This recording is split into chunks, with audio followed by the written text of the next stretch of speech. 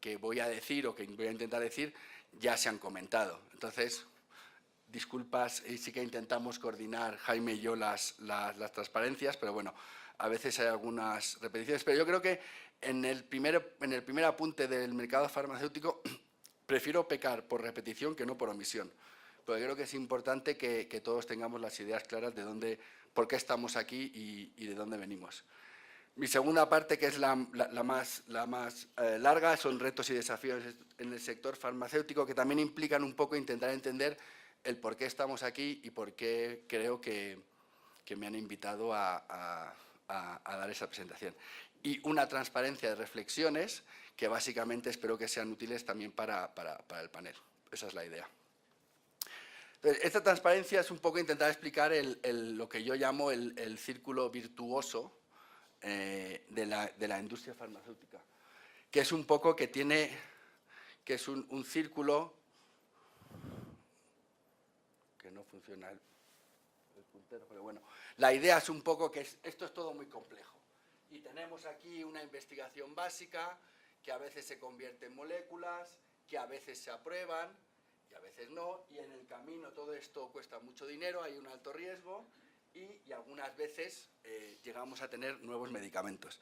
Durante, yo creo que las últimas 3, 4, 5 décadas, que creo que es recurrente en todos los comentarios, que era el paradigma actual, o que esperemos que podamos cambiar, es que mucho del debate era un debate estático, donde solo se hablaba de precios, volumen y poco más. Pero ahora vemos que toda esta interrelación de I+D con el entorno comercial cada vez está más junto. Y eso es un hilo muy importante de mi presentación, donde vemos que las decisiones de I+D obviamente se determinan por los retornos comerciales y viceversa.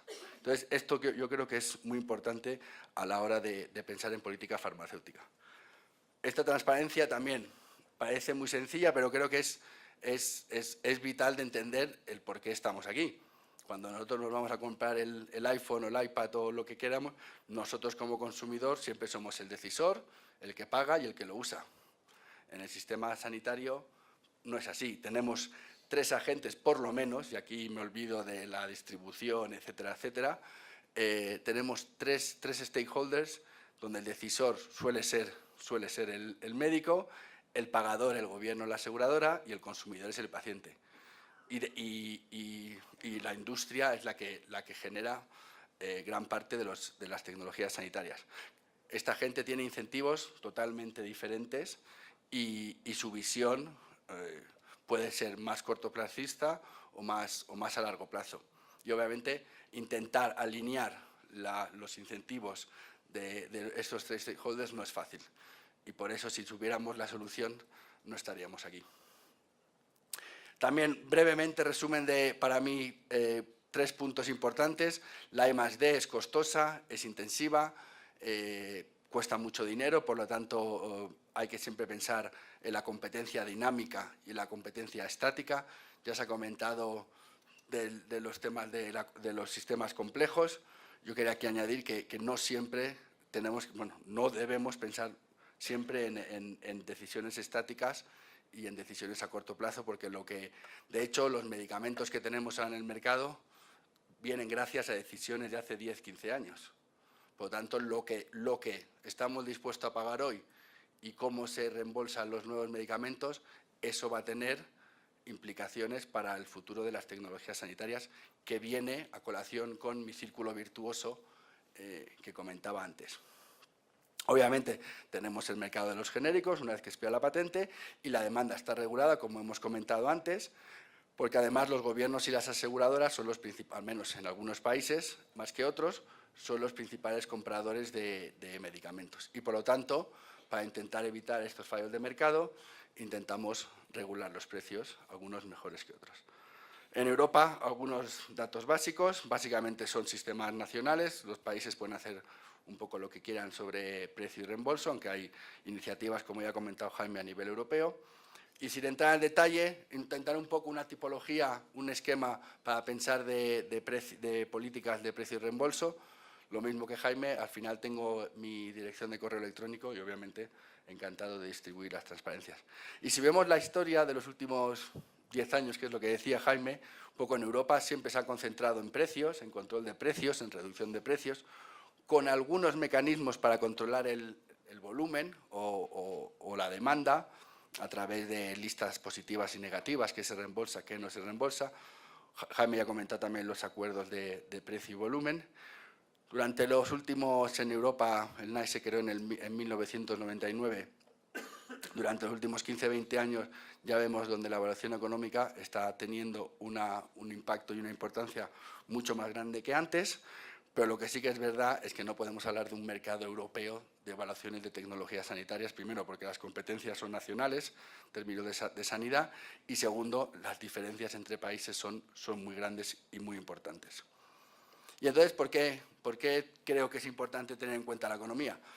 Que ya más o menos se ha dicho hoy, porque está claro que los recursos son limitados, pero las necesidades son ilimitadas. Y esto aplica a la sanidad, aplica a nuestro día a día cuando vamos a comprar al supermercado, tenemos lo que tenemos y intentamos maximizar nuestra utilidad sujeto a esta restricción presupuestaria. Entonces, ¿por qué realizamos evaluación económica en el sector sanitario? Bueno, lo que he dicho antes, yo creo que para mí es un tool, un elemento, un criterio más, pero más, uno de muchos, para mejorar la toma de decisiones. Es decir, si tengo un presupuesto limitado, que creo que en eso estamos todos de acuerdo, y no me voy a mojar en decir cuán presupuesto se debería gastar Colombia en sanidad o en farmacia, ni lo voy a decir de España ni del Reino Unido, porque eso nadie lo sabe, es decisiones políticas, pero esperamos que esas decisiones políticas se tomen con evidencia, como decía Jaime. Dado que es un presupuesto limitado, bueno, ¿cómo podemos maximizar la salud de la población? Para eso intentamos hacer evaluación económica. Pero aquí tenemos muchos criterios que no tienen que ver con la economía, que hay que tener en cuenta a la hora de tomar decisiones. Y aquí al final he añadido en paréntesis, que creo que es muy importante, que al menos en mi experiencia, cuando se habla de evaluación de tecnologías sanitarias, básicamente nos estamos concentrando en medicamentos. Y yo digo, me parece muy bien, es estupendo, pero ¿podemos, por favor, tener una visión global a la hora de usar evaluación de tecnologías sanitarias para gasto sanitario no farmacéutico? Porque si sabemos poco de los resultados en salud de medicamentos, sabemos incluso negativo sobre el retorno de los otros usos no farmacéuticos en el sistema sanitario. Y al menos en los países europeos estamos hablando de gasto farmacéutico un 10-15% del gasto sanitario. Y el resto del 85% no sabemos nada. Vivimos totalmente en la penumbra. Por lo tanto, señores, y no lo digo en general, vamos también a intentar pensar en evaluación económica para todo. No solo para medicamentos, que obviamente, por razones obvias, se suele enfocar esa política de control de gasto en medicamentos en vez de no solo gasto no farmacéutico. Coste de oportunidad, ya se ha explicado, no quiero el dibujo de Jaime de la cama, si entra un paciente más hay que sacar a otro, ese es el concepto. Entonces, con esto, la verdad es que me gusta tener ahí la pantalla con el tiempo, no la ven, pero aquí te va diciendo los minutos que te quedan para acabar. Me quedan 33, por cierto. Así que creo que vamos bien.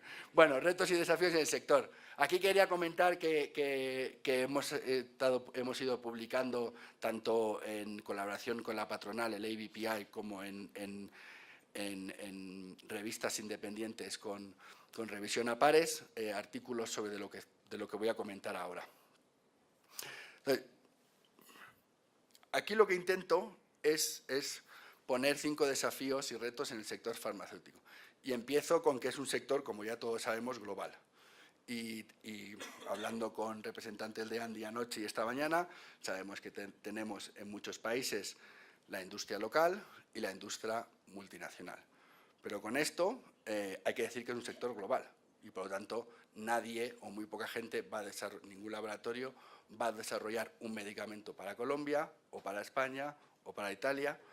A lo mejor para Estados Unidos sí, porque es el 50% del mercado, pero las decisiones de qué medicamentos desarrollar, obviamente, es una decisión global.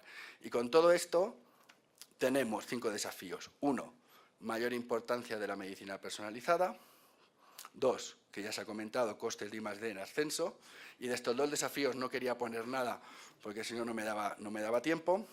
Y me quiero concentrar en los desafíos 3, 4 y 5 durante los próximos 25 minutos o así. 1, desde el punto de vista del regulador, y yo quiero diferenciar entre el regulador, que es el INVIMA en Colombia, la EMA en Europa, la FDA en Estados Unidos. El regulador es el que aprueba el uso del medicamento en función de seguridad, calidad y eficacia.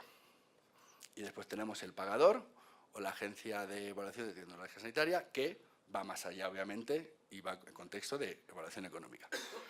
Teniendo esa diferencia entre estos 2 stakeholders, primero, estamos viendo que los reguladores, la decisión del regulador de aprobar un medicamento, si hace tiempo era una decisión estática en un punto del tiempo, ahora vemos que el regulador, y sobre todo la EMA, quieren pensar más allá de la aprobación y están pensando en evaluar el beneficio-riesgo durante todo el ciclo de vida de un medicamento. Y eso tiene importancia, tiene implicaciones importantes.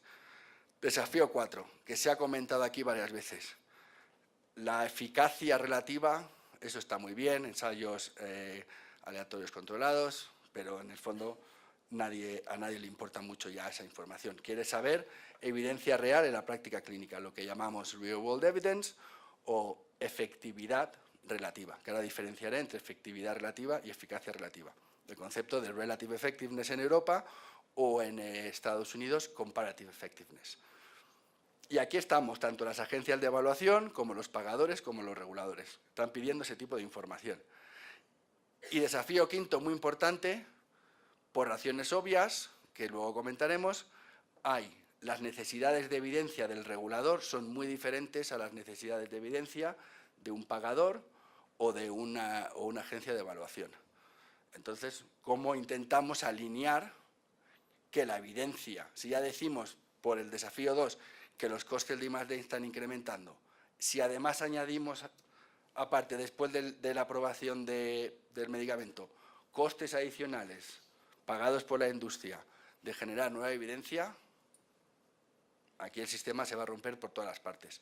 Entonces, mi mensaje principal de la presentación es que, dado estos 3 desafíos, lo que ahora tenemos es que si las variables clave antes era precio y volumen cuando se negocia algo, ahora es precio, volumen por tiempo y por valor.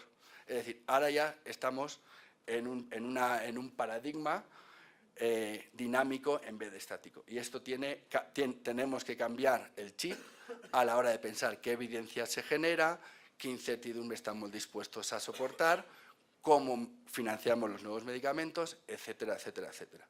Y obviamente, una que ya se ha comentado aquí, una variable clave es el valor, cómo denominamos o definimos el valor de una nueva tecnología. No me voy a meter en detalle, pero eso lo podemos comentar en el debate.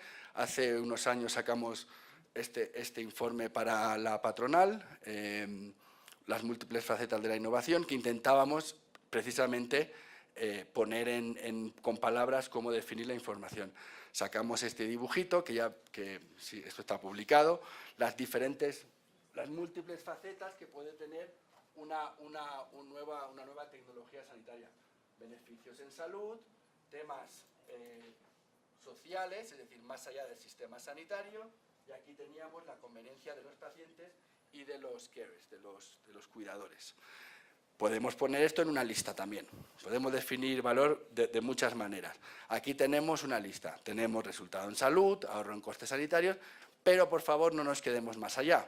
No nos quedemos aquí, perdón. Vamos a definir, que Jaime ya lo ha comentado, con su diana.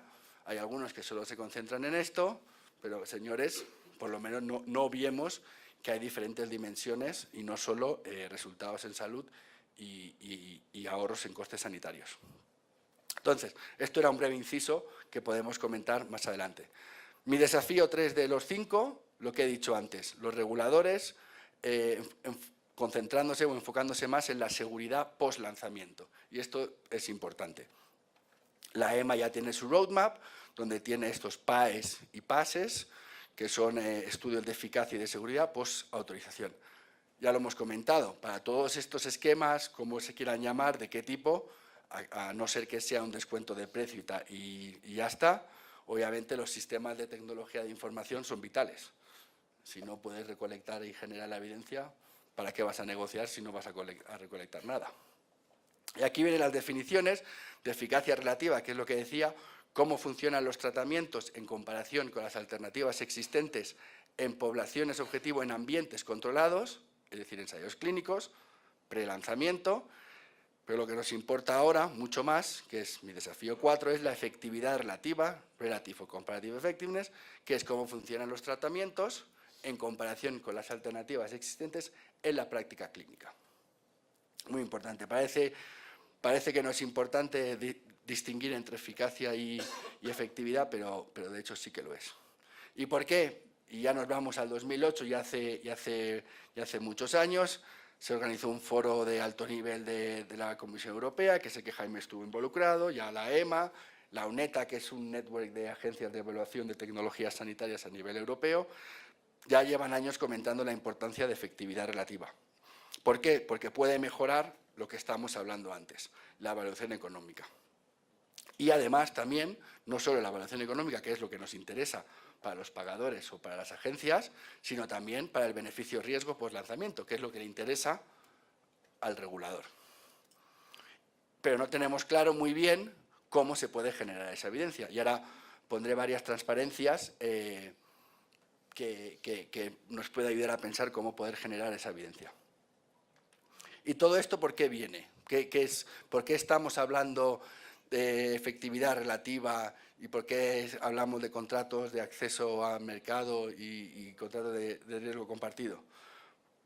Porque lo que queremos, y esto creo que sí que estamos todos de acuerdo, es, para algunos medicamentos, sobre todo lo que decía Jaime, aquellas áreas donde no hay tratamientos existentes o los tratamientos no funcionan muy bien, queremos que los pacientes tengan un acceso más temprano a medicamentos, que no vayan por todo el estándar de fase 1, fase 2 y fase 3. Entonces, de alguna manera queremos intentar acelerar ese acceso a los medicamentos. Entonces, ¿qué pasa? Si aprobamos medicamentos antes con menos evidencia, la clave es cómo manejamos la incertidumbre. Y tenemos el típico trade-off de acceso más temprano, pero con menos evidencia. Y eso es el trade-off que tenemos que pensar entre todos de cómo intentar solucionar. Se dice, hay gente que dice que, bueno, que claro, es que si la decisión se toma antes, va a haber mayor incertidumbre, porque hay menos evidencia. Entonces, claro, el pagador, y aquí tenemos un gran problema, va a decir, o sea, encima quieres que te pague antes por un medicamento que no sé si funciona, menos todavía. Digo, no, yo esto no, por aquí no trago. Ahora veremos que hay experiencias pilotos positivas en Europa donde el pagador se ha sentado a la mesa y está dispuesto a llevar a cabo estos elementos. Pero claro, este tipo de elementos, de acuerdos, de mecanismos, también es verdad que ese acceso más temprano se define en subpoblaciones mucho más específicas. Entonces, el montante de pacientes de volumen que se da acceso antes que antes es pequeño, y a medida que se va generando la evidencia, vamos, si el medicamento funciona, como tiene que funcionar o como se prevé que funcione, entonces empezamos a expandir a otros tipos de poblaciones, a otros tipos de indicaciones. Entonces, aquí está el trade-off para todos en acceso temprano, más temprano, menos pacientes, y qué hacemos con la evidencia y qué hacemos con la incertidumbre. Pero siempre en un camino que es dinámico, no nos olvidemos de eso. No es una decisión de ahora voy a financiar este medicamento solo para los pacientes con ojos verdes, sin necesidad de recolectar evidencia. No, así no funciona esto. Esto es un acuerdo entre todos. Y ahí tenemos el ejemplo que no sé si conocéis, que es los MAPS, los Medicines Adaptive Pathways to Patients, de la Agencia Europea del Medicamento, la EMA. Y ahora ya llamamos, o ya lo llaman, la EMA, Adaptive Pathways, vías adaptables. Todo empezó con Adaptive Licensing, que eran licencias adaptables.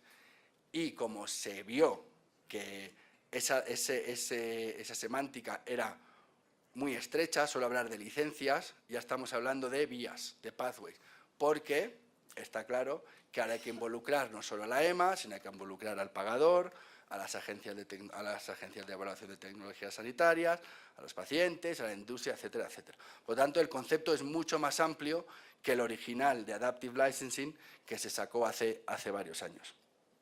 Y volvemos a lo mismo. Aquí también requiere un cambio de cultura en todo esto, porque si antes, y aún vemos países que es así, como Alemania, donde la evidencia, el gold standard es el fase 3, el randomized clinical trial, el ensayo clínico. Señores, si ahora vamos a querer recolectar evidencia en la práctica clínica, ahí no podemos hacer ensayos clínicos aleatorios. Entonces, vamos entre todos a acordar que esa evidencia se va a generar con métodos alternativos a esos ensayos clínicos aleatorios. Y eso hay que estar de acuerdo en ello.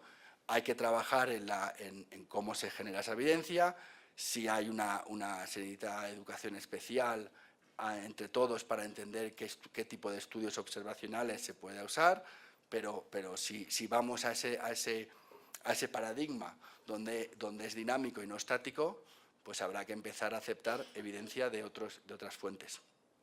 Tienen un programa piloto en la EMA, que si no han visto la página web de la EMA les aconsejo que la vean, y si algunos de los laboratorios aquí presentes, sus compañías en Europa están involucradas, les aconsejo que hablen con ellos si no lo han hecho ya. Y es un poco ayudar entre todos a entender cómo funcionarían estos Adaptive Pathways. Y lo que intenta es poner un marco de actuación donde hay un diálogo abierto, honesto, transparente, dentro de lo que cabe, obviamente, porque la evidencia que se va a compartir con los reguladores y con las evaluaciones, con las agencias de evaluaciones tecnológicas sanitarias es confidencial. Obviamente esa evidencia confidencial no se va a poner pública, pero es un foro de debate entre los diferentes stakeholders, la industria, el regulador, el pagador, los pacientes, donde se habla un poco de cómo vamos a intentar implementar estas vías adaptables. Volviendo al tema de la evidencia, cuán incertidumbre hay o no, tanto la EMA como la industria refutan enérgicamente que estos maps, estos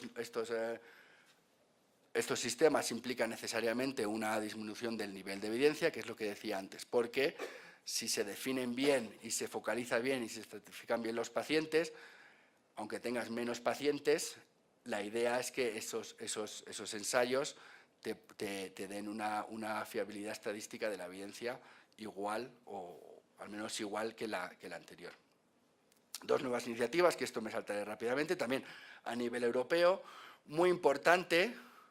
Esta, por ejemplo, es una colaboración público-privada. Volvemos al tema recurrente, uno de los temas recurrentes desde que hemos empezado esta mañana, colaboración y confianza, entre todos. Si no hay colaboración y no hay confianza, obviamente esto no va a funcionar. Pero en Europa se está viendo que después de posiblemente varios años un poco beligerantes entre la industria, pagadores, reguladores, pues han decidido que todos son parte del problema, pero todos son partes de la solución, como ya se ha comentado aquí. Y si no te sientas todos en la misma mesa, no vas a llegar a ningún sitio. Jaime ya ha comentado los contratos de riesgo compartido, que es todo el tema, volviendo al tema del desafío 4, efectividad relativa, esa evidencia generada en la práctica clínica, diferentes tipos, diferentes nombres, muchos artículos intentando ofrecer una tipología. Yo quiero ir un poco más allá y hablar brevemente de los Managed Entry Agreements, que es lo que llamamos acuerdos de entrada controlada, que lo mismo, el concepto es que ¿para qué se usa? Bueno, para manejar la incertidumbre, obviamente, que se rodea las decisiones de precio y reembolso, y esa incertidumbre puede estar tanto en los resultados de salud de los ensayos clínicos, la coste-efectividad o el impacto presupuestario, entre muchos otros. Pensando el título que me invitaron a dar de lecciones aprendidas, pues en mi experiencia seis recomendaciones a la hora de pensar cuando se intenta estos tipos de acuerdo de entrada controlada, a tener en cuenta que obviamente podemos comentar durante el debate. Primero, obviamente hay que tener en cuenta la infraestructura local. No puedes empezar a recoger datos de resultados en salud si no hay registros, si el sistema informático no funciona, etcétera, etcétera. Si no, pues haces un acuerdo de más o menos precio-volumen y ya está. Segundo, pensemos primero cuál es la incertidumbre que queremos resolver. Y una vez que tenemos claro qué incertidumbre tenemos, pues vamos a pensar un acuerdo de entrada controlada acorde con la incertidumbre que queremos.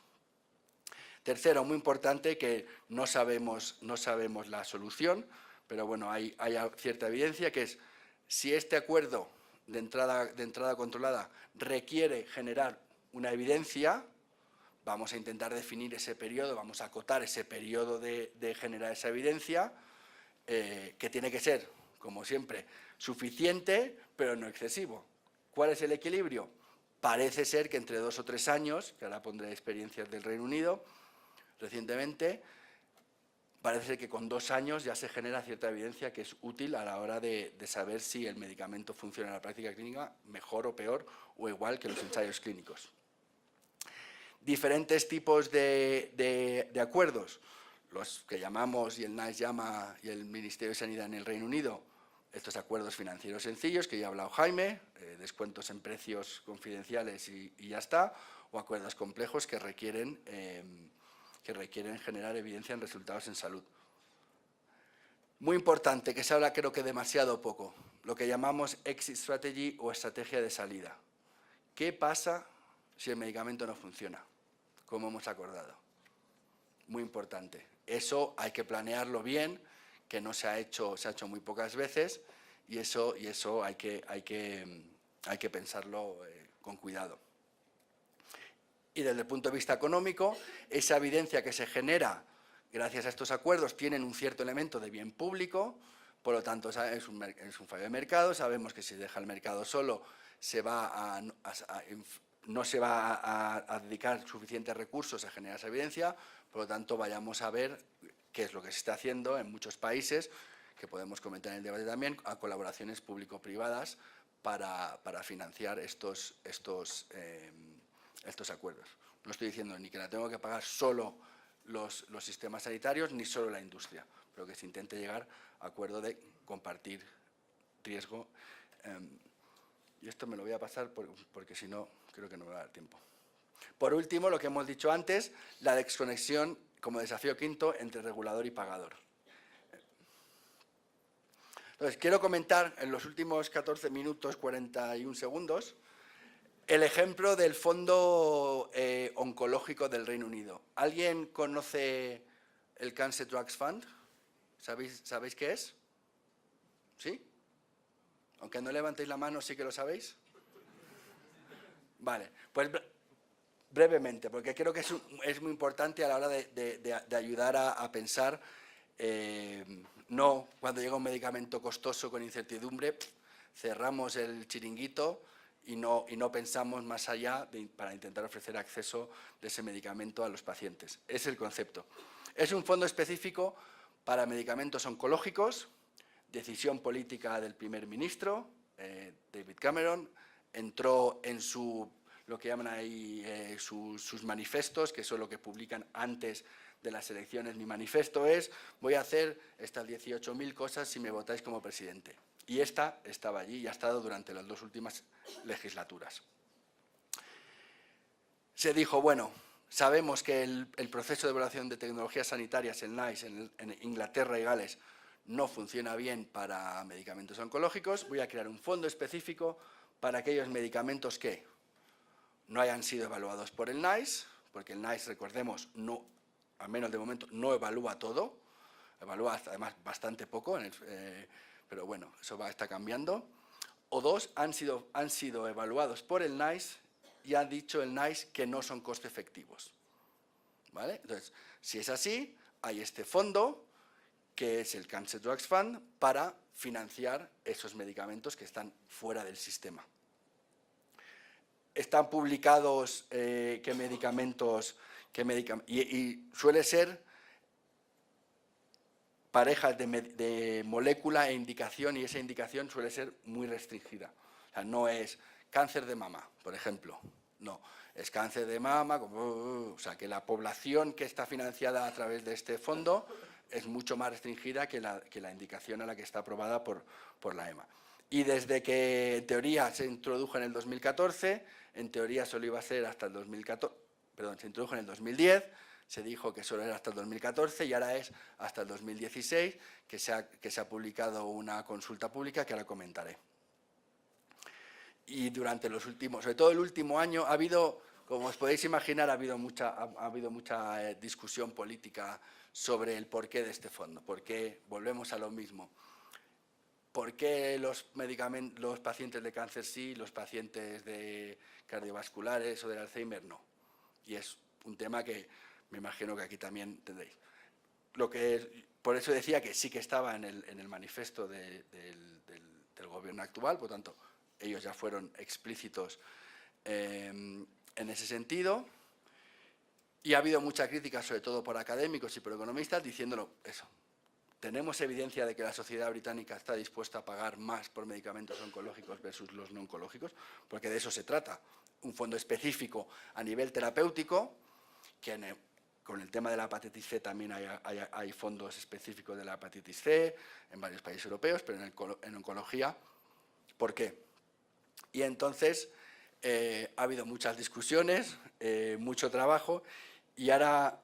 Y antes de eso suelo decir que no creo que os sorprenda que antes y después de introducir este fondo oncológico, la tasa de negación del NICE a medicamentos oncológicos ha incrementado bastante. Porque, claro, los laboratorios tampoco tienen muchos incentivos a bajar el precio para el umbral. Obviamente, si saben que a lo mejor te lo vas a sacar por el fondo, pues ¿para qué? Volviendo al tema de precios de referencia internacionales, etcétera, etcétera. Entonces, hace nada, de hecho la semana pasada, sacaron esta consulta pública y quería comentarlo como otro ejemplo más a la hora de intentar idear mecanismos que te permitan no cerrar la barrera, tal cual, la persiana, cuando llega un medicamento caro, sino intentar, bueno, vamos entre todos a ver si se puede financiar de alguna manera. Y sería para reemplazar el fondo a partir del año que viene. Es el 1 de abril de 2016 porque allí el año financiero va de marzo a abril. Entonces, la idea es, y esto está publicado en la página web, si queréis la información me lo decís, la idea es que ahora este fondo va a ser un fondo de acceso controlado, lo que decíamos antes, medicamentos que parecen prometedores, no hay evidencia, no hay mucha evidencia sobre el valor, pero parecen prometedores. Se da una recomendación condicional al principio, se genera evidencia y una vez que tenemos esa evidencia, el NICE va a hacer una evaluación y dirá si es positiva o negativa. ¿Vale? Esto es básicamente lo que Jaime ha comentado antes, un coverage with evidence development, básicamente. Antes el Cancer Drugs Fund no era esto, no había, se financiaba y punto, no había una idea de generar evidencia. Y ahora sí, y ahora se está cambiando el enfoque un poco también por todo lo que hemos estado escuchando hoy. No voy a ir con todo el detalle, pero bueno, ese es el concepto. Se hace una evaluación inicial cuando se saca la autorización de la EMA del medicamento oncológico y ahora lo que he dicho antes, si antes no se revisaban, se evaluaban todos los medicamentos, ahora si esto sale adelante, este fondo, NICE, va a evaluar a todos los medicamentos oncológicos.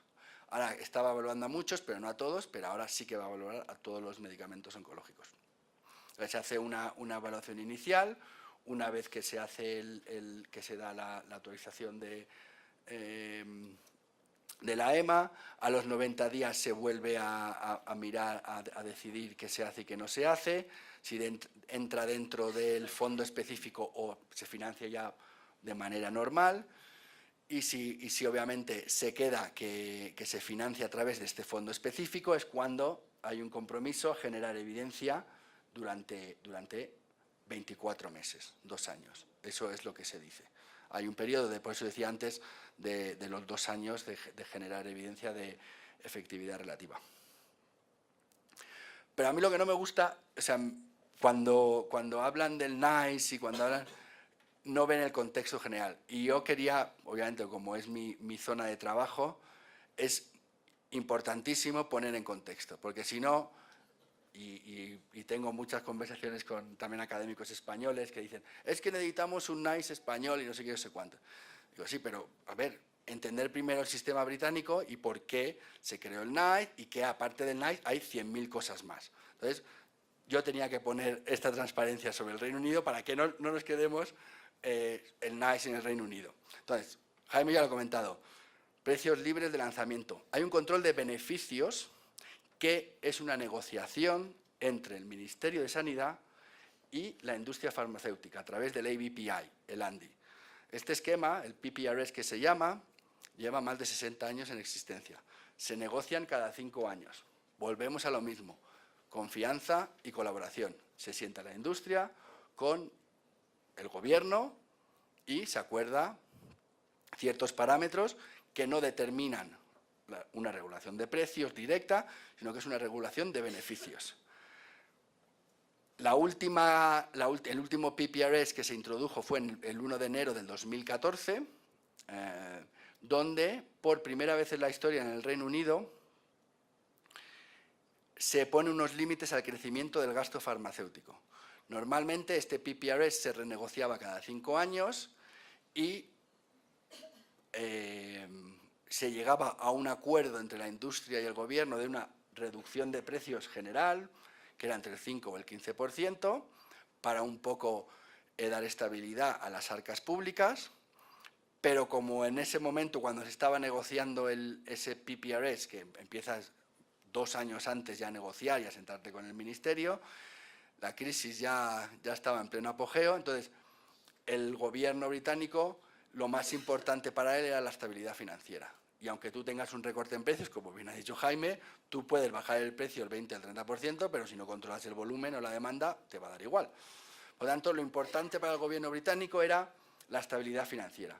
Y por primera vez se limita el crecimiento del gasto farmacéutico en medicamentos de marca vendidos al NHS, al sistema sanitario, donde en 2014 el crecimiento que se acordó es 0%, todo lo que crece por encima del 0%, es decir, que el crecimiento fue más alto que 0%, lo devuelve la industria al ministerio. En el 2015 el objetivo es 1,8%, 2016 1,8%, 2017 1,9% de crecimiento, 2018 ¿sí? 1,9%. Todo por encima de esos crecimientos, la industria devuelve al Ministerio de Sanidad. Y se publica, volvemos a la transparencia, se publica cada 3 meses cómo ha ido los pagos de la industria, obviamente no a nivel producto ni a nivel empresa, cómo va el crecimiento versus esos objetivos, y hay una página web donde se publica todo esto. Hay umbrales de coste-efectividad, que ya se ha comentado, los 20 y 30.000 libras por ABAC. Hay presupuestos sanitarios a nivel de prescriptor, es decir, a nivel de demanda, muy importante. Y lo que sí que es verdad, todas las comparaciones internacionales, cuando comparan en el Reino Unido el uso de nuevos medicamentos versus a otros países de su entorno, siempre suele ser un uso de nuevos medicamentos, lo que llamamos en Inglaterra slow and low, lento y bajo uso de nuevos medicamentos, en cualquier comparación. O sea que tampoco el Reino Unido es la panacea para la industria farmacéutica, aunque sí que se usa como ejemplo, yo creo, bueno de una conversación, una colaboración entre gobierno, industria y diferentes stakeholders. Y otro ejemplo que se acaba de publicar ahora mismo, el ministro de Industria lanzó esta iniciativa, que no sé si la conocéis, el Accelerated Access Review, AAR, que es básicamente un intento del gobierno británico para fomentar un acceso temprano a medicamentos, que los procesos de I+D de medicamentos sean menos costosos, que el Reino Unido se convierta, en el fondo, en un campeón, en un champion de la investigación clínica, tanto la preclínica como clínica, pero también volviendo a mis desafíos de real world evidence, de evidencia generada en la práctica clínica. Y esto es otro ejemplo de colaboración entre académicos, gobierno, industria, consultorías, para intentar sacar propuestas que se publicarán en febrero del año que viene. Y este informe se ha sacado hace un par de semanas, donde tiene el Interim Report, que tiene recomendaciones a alto nivel de qué hacer con todo esto. Y básicamente, con mis 2 minutos y 9 segundos que me quedan, solo decir, Jaime ya ha comentado el ejemplo de Belkate, solo decir otra vez, incidir en la colaboración y en la confianza, que en el PPRS del 2009, que es el anterior del 2014, después de esos ejemplos de Belkate y después de un ejemplo anterior que podemos comentar que es muy interesante, de la esclerosis múltiple, que fue el primero contrato de riesgo compartido antes de Belkate, que básicamente fue lo mismo. NICE dijo, señores, estos medicamentos valen mucho, pero no son coste efectivos. Por favor, NICE recomendó al gobierno y a las 4 empresas que se sentaran a acordar un contrato de riesgo compartido, y eso fue el primer contrato de riesgo compartido. Entonces, se veía que estaba pasando todo esto y se quería crear un entorno donde se diera un poco de reducir la incertidumbre a la hora de negociar estos contratos. Obviamente, por temas semánticos, se llamaron los Patient Access Schemes, porque lo que intentas es generar que los pacientes tengan acceso a nuevos medicamentos, algunos principios claves que podemos comentar luego, el tipo de eso, y solo comentar que originalmente, cuando empezaron en el 2009, los esquemas eran más complejos y variados, y ahora vemos que la tendencia es irnos a estos simples descuentos con acuerdos de confidencialidad, y volvemos a la transparencia. Creo en transparencia a procesos, obviamente. El problema de transparencia en precios es que el sistema es perverso a nivel global y no hay incentivos a que haya transparencia en precios. Sé que Jaime me dirá que es necesario transparencia en precios y otros académicos, pero yo pienso, como soy un defensor de precios diferenciales, si tenemos un sistema perverso que está todo relacionado, claro, si yo sé que voy a sacar un descuento de un país del 30%, yo me lo quiero quedar para mí ese descuento como industria, porque no quiero que el otro, ya hemos visto muchos ejemplos de decir, Brasil, por ejemplo, a Tailandia le habéis dado este precio, yo lo quiero para mí. Entonces, ahí hay mucho de qué hablar. Y dije, time is up, las últimas reflexiones finales, que he dicho una transparencia, el paradigma de desarrollar, evaluar y financiar nuevos medicamentos está cambiando, es proceso dinámico, hay que pensar entre la relación entre I+D y modelos comerciales. Necesitamos alinear incentivos de todos los stakeholders, que no estoy diciendo que sea fácil porque no lo es, reguladores, pagadores e industria, obviamente pacientes también. Este famoso equilibrio que ya lo hemos comentado antes, acceso versus sostenibilidad, acceso versus incertidumbre, evidencia pre versus post lanzamiento, y una pregunta que ya más o menos hemos comentado, que parece ser que sí, que si queremos un sistema sanitario basado en valor. Eso para comentar. Con esto, con un bizcocho, hasta mañana a las 8.